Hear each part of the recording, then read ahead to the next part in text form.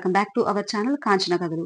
ఈరోజు మనం బాల మహాభారతం నుంచి భీష్మ ప్రతిజ్ఞలు, చిత్రాంగదుని రాజ్యపాలన, విచిత్ర వీరుని జీవితం, వ్యాస మహర్షి ఆగమనం గురించి తెలుసుకుందామండి. ఇక కథలోకి వెళ్ళిపోదాం.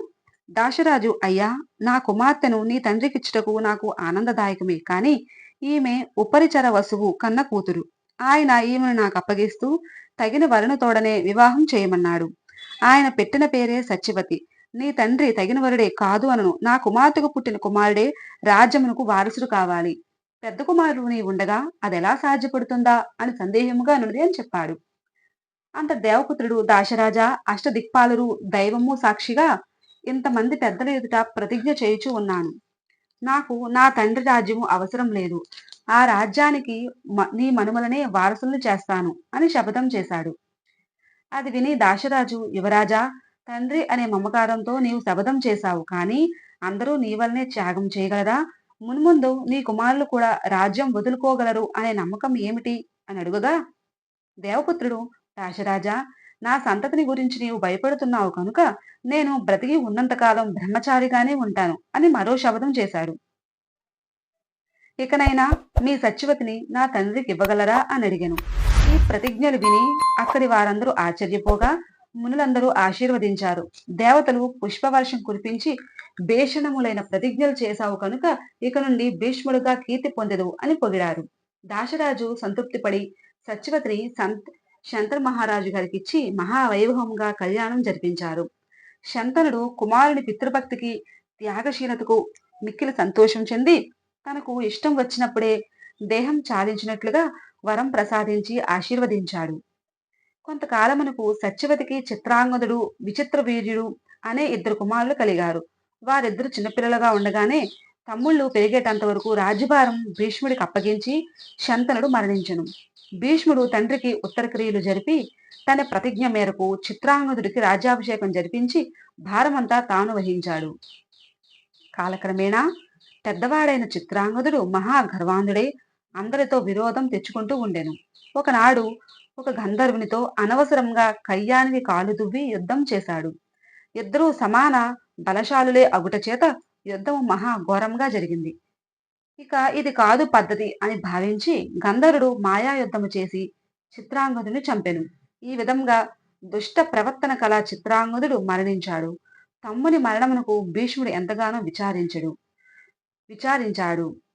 భీష్ముడు చిత్రాంగదుని స్థానంలో విచిత్ర వీరుని రాజుగా నియమించి కాశీరాజు కుమార్తెలైన అంబిక, అంబాలికలను తీసుకుని వచ్చి వివాహం జరిపించాడు.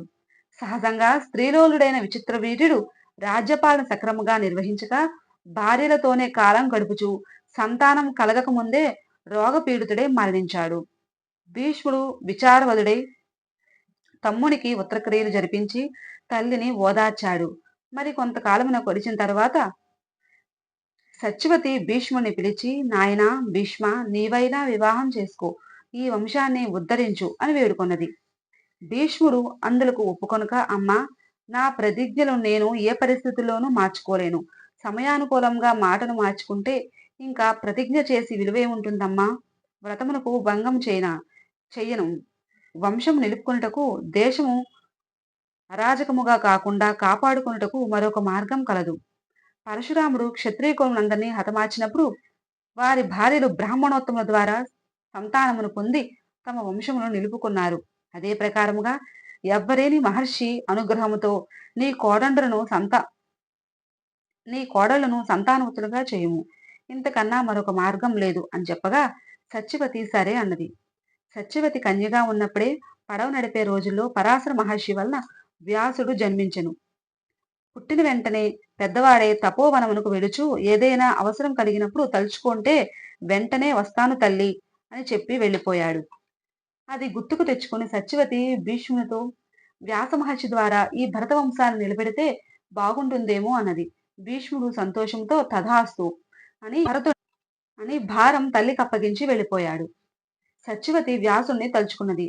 వెంటనే వ్యాసుడు వచ్చి, ఎంతకాలమునకు నిన్ను చూడగల అదృష్టాన్ని కలిగించావు అంటూ సాష్టాంగ నమస్కారం చేశాను. సత్యవతి కుమారుణ్ణి దగ్గరకు తీసుకుని కుశల ప్రశ్నలు వేసి ఆశీను గావించినది.